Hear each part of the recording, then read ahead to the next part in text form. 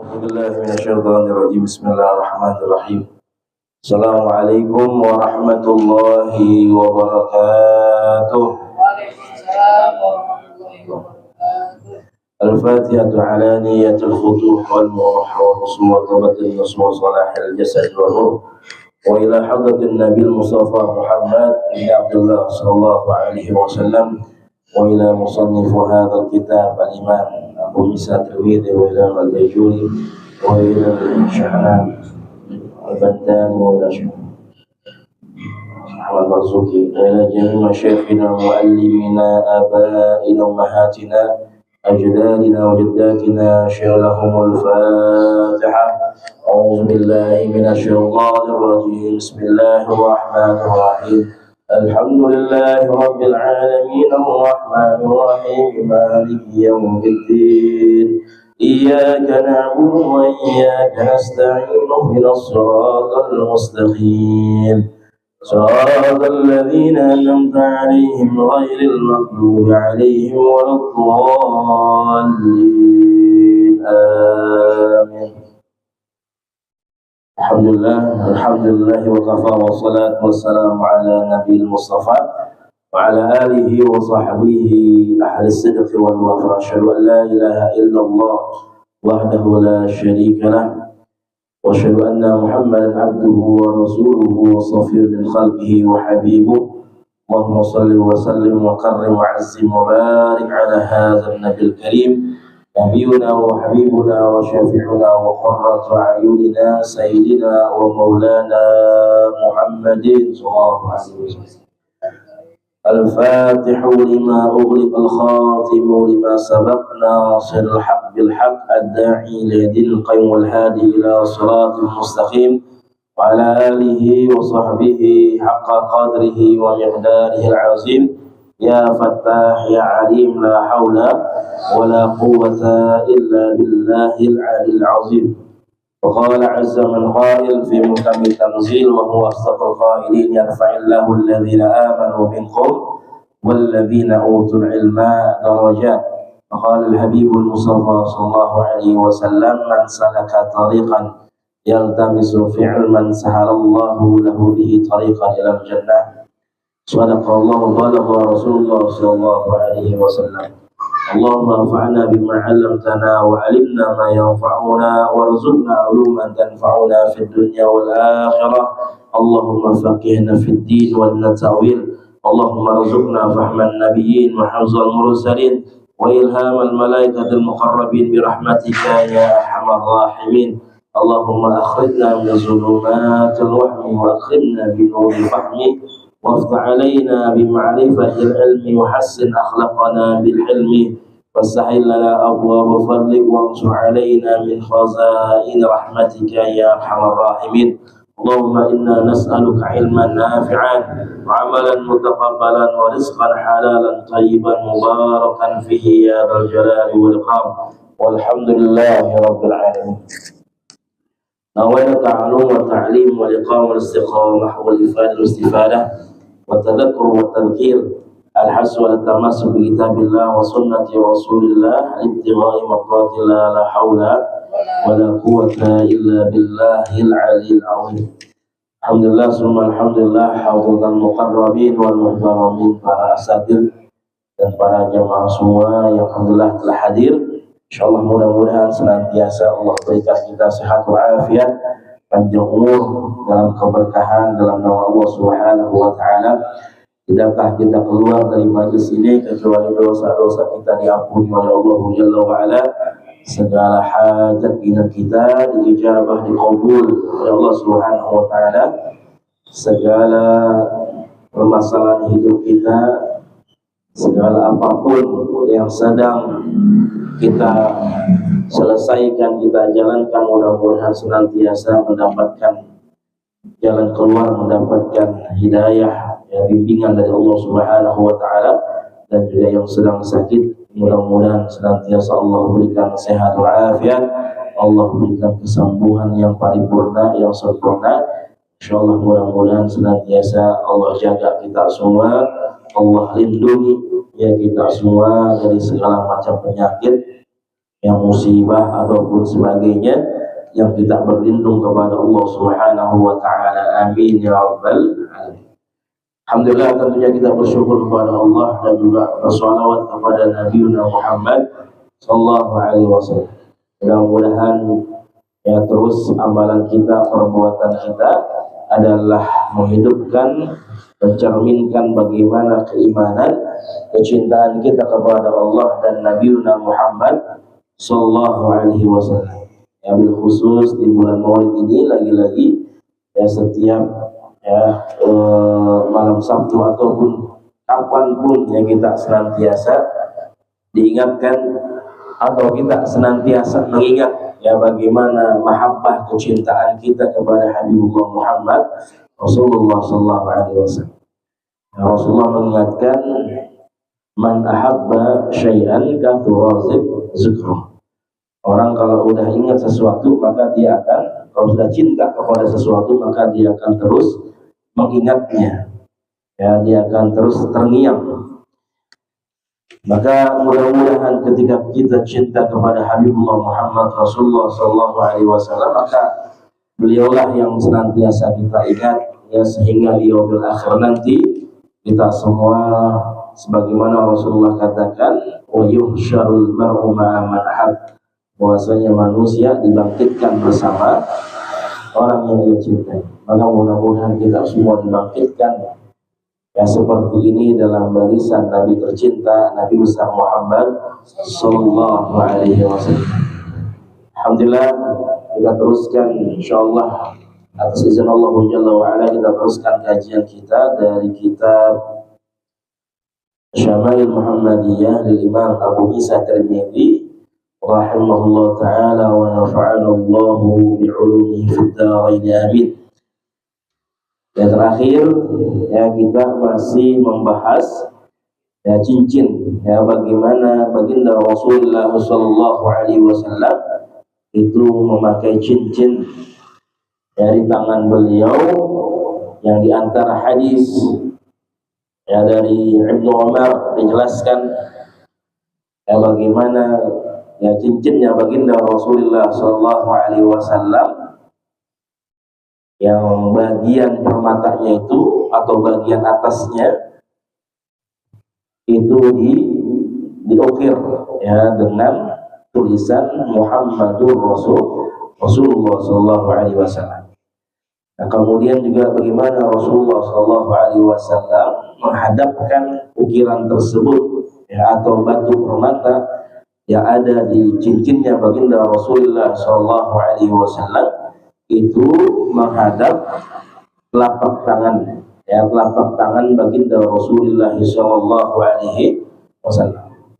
Kemarin sudah kita tambahkan juga penjelasan para ulama kenapa baginda Rasulullah sallallahu alaihi wasallam itu suka memakai cincin yang menghadapkan ya permatanya atau bagian atasnya ini fisahu, itu menghadap ke telapak tangan baginda Rasulullah sallallahu alaihi wasallam. Yang pertama karena bahwasanya dulu lebih mudah untuk menstempel ya, karena selain ya cincin itu dipakai ya di tangan jari Rasulullah sallallahu alaihi wasallam, kegunaannya juga adalah untuk menjadi stempel ya, khatam stempel ya, sehingga lebih mudah ya. Kemudian bagaimana surat-surat yang dikirim kepada Persia, kepada Romawi, yang itu tidak akan diakui keabsahannya, tidak akan diakui ya kesahannya kecuali ada stempel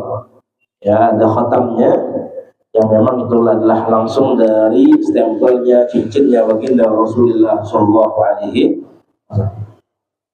Yang kedua juga bahwasanya Rasulullah sallallahu alaihi wasallam mengajarkan kita untuk supaya tidak sombong ya, tidak berbesar hati dan sebagainya ya. Ketika cincin kita misalnya ya ikatannya itu dari perak, kemudian batunya dari batu permata yang mahal dan sebagainya ya, sehingga kalau kelihatan ya maka takutnya ya pamer,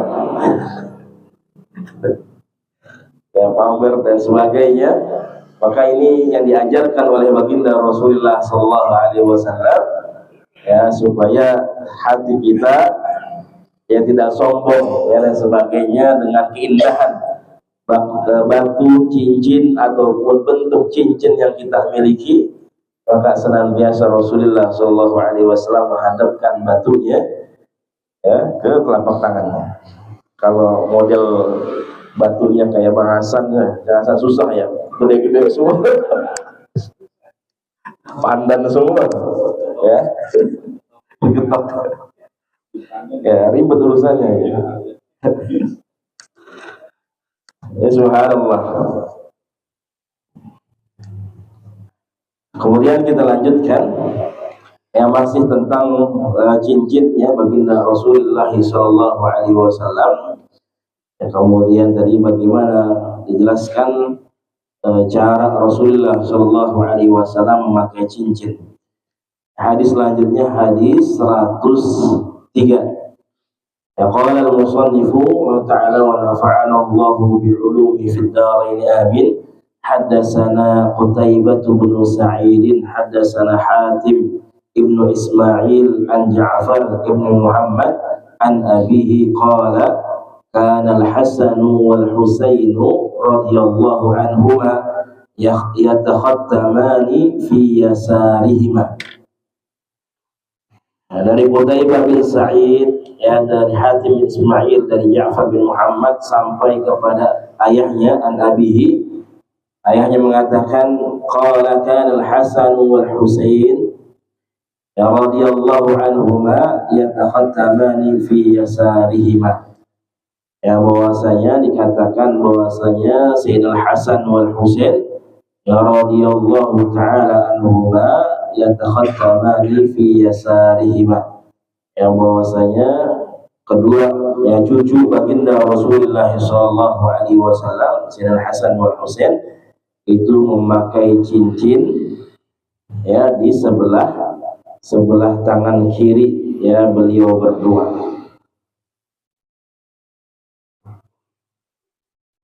Nah, kemudian juga di sini dikomentari oleh Imam Baijuri ya dalam kitabnya Al-Mawahid Al-Laduniyah.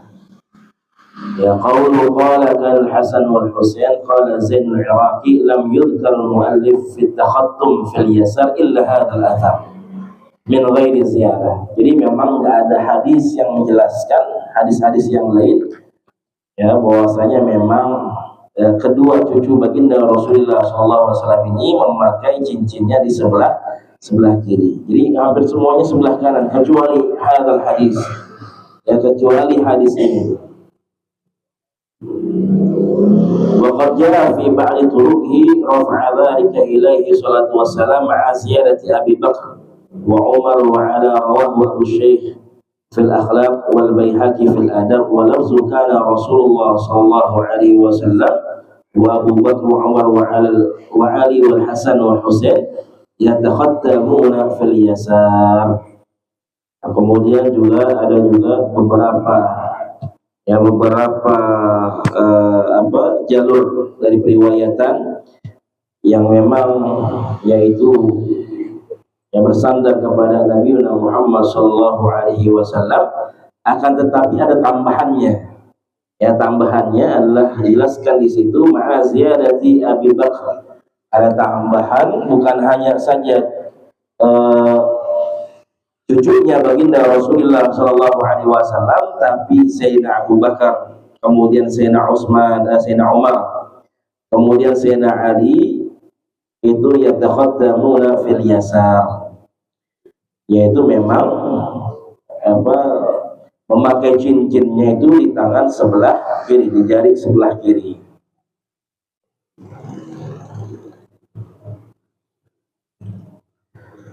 Nah, ini ya di antara hadis yang menjelaskan memang diperbolehkannya memakai di sebelah kiri. Ya, tapi bagaimana juga kemarin kita banyak bahas, ya ada hadis juga yang menjelaskan di sebelah kanan. Ya, jari yang memang digunakan ya oleh baginda Rasulullah SAW dan juga para sahabat yang mulia yang tentunya mereka mengikuti baginda Rasulullah sallallahu alaihi wasallam.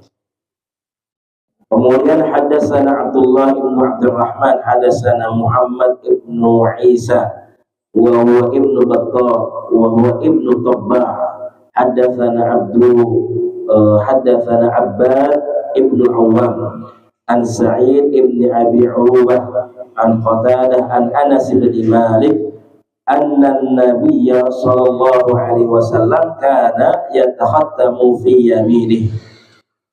Ya, nah ini juga penjelasan dari Abbad Ibnu Awam dari Sa'id bin Abi Urwah dari Qatadah dari Anas bin Malik bahwasanya baginda Rasulullah sallallahu alaihi wasallam yang memakai cincinnya itu di jari sebelah kanan. Wa qala Abu Isa, kemudian juga Al-Imam Abu Isa Tirmidzi ini mengatakan bahwasanya hadza hadisun gharibun. Ya, bahwasanya ini adalah hadis yang gharib. Ya, hadis gharib itu adalah hadis yang hanya diriwayatkan hanya dari satu orang. Ya, hanya dari satu sahabat. Jadi nggak ada jalur yang lain. Ya, jadi misalnya Bang Sabit yang hanya meriwayatkannya ini, ya langsung dari baginda Rasulullah SAW. Sedangkan kalau kita cari nggak ada dari jalur yang lain. Jadi hadis ini hanya diriwayatkan dari satu orang. Nah, Imam Tirmidzi mengatakan dalam sunannya, la na'rifuhu min hadis Sa'id bin Abi Arubah. Ya, bahwasanya nggak ada jalur yang lain kecuali memang diriwayatkan hanya satu orang, yaitu adalah Sa'id bin Abi Arubah an Qatadah an Anas anin Nabi sallallahu alaihi wasallam, ya, dengan redaksi yang menjelaskan anna Nabiyya sallallahu alaihi wasallam kana yatakhattamu fi yaminih. Bahwasanya Rasulullah sallallahu alaihi wasallam memakai cincin di jari sebelah kanan beliau. Kemudian warawa ba'du ashabi Qatadah. Nah, ada juga jalur yang lain, ya, akan tetapi memang lewat jalurnya Imam Qatadah. Ya, an Qatadah an Anas bin Malik, ya, dari Qatadah kemudian langsung kepada Anas bin Malik radhiyallahu ta'ala anhu anin Nabi sallallahu alaihi wasallam, ya, annahu kana yatakhattamu fi yasarihi wa huwa haditsun la yasihu aidan. Bahwasanya dijelaskan dari Nabi Muhammad sallallahu alaihi wasallam bahwasanya baginda Rasul itu memakai cincin di sebelah kiri. Ya, akan tetapi dikomentar oleh Al-Imam Abu Isa Tirmidzi, yang Tirmidzi mengatakan wa huwa haditsun la yasihu aidan, bahwasanya ini hadis yang tidak sahih, ya. Ini macam periwayatan yang memang menjelaskan beberapa hadis yang kemarin kita banyak membahas yang Rasulullah memakai di tangan kanannya, ya, ada juga yang menjelaskan memang di tangan kiri. Ya, ada beberapa hadis yang memang dianggap tidak sahih. Ya, maka yang kemarin kita sudah jelaskan memang sunnahnya adalah di sebelah kanan. Akan tetapi tidak bermasalah ketika digunakan di sebelah kiri. Ya, tidak ada larangan dari para ulama, kecuali ya di jari-jari yang sudah kita jelaskan kemarin. Kemudian hadatsana Muhammad bin Ubaidillah al-Muharibi hadatsana Abdul Aziz ibn Abi Hazim an Musa ibn Uqbah an-Nafi an Ibn Umar qala ittakhadha Rasulullah sallallahu alaihi wasallam khataman min dhahabin fakana yalbasuhu fi yaminihi fattakhadha an-nasu khawatima min dhahabin fatarahahu Rasulullah sallallahu alaihi wasallam wa qala la albasuhu abadan fataraha an-nasu khawatimahum.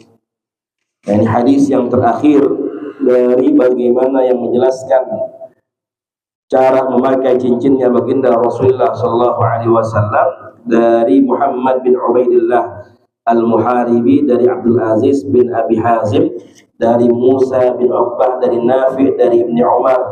Beliau mengatakan, ittakhadha Rasulullah sallallahu alaihi wasallam khataman min dhahab. Bahwasanya Rasulullah beliau punya atau beliau membuat cincin yang memang itu terbuat dari zahab, dari emas, zahabun, dari emas. Fakana yalbasuhu fi yamini. Rasulullah pakai cincin emas tersebut di jari sebelah kanan beliau. Fattakhadhan nasu khawatima min dhahab.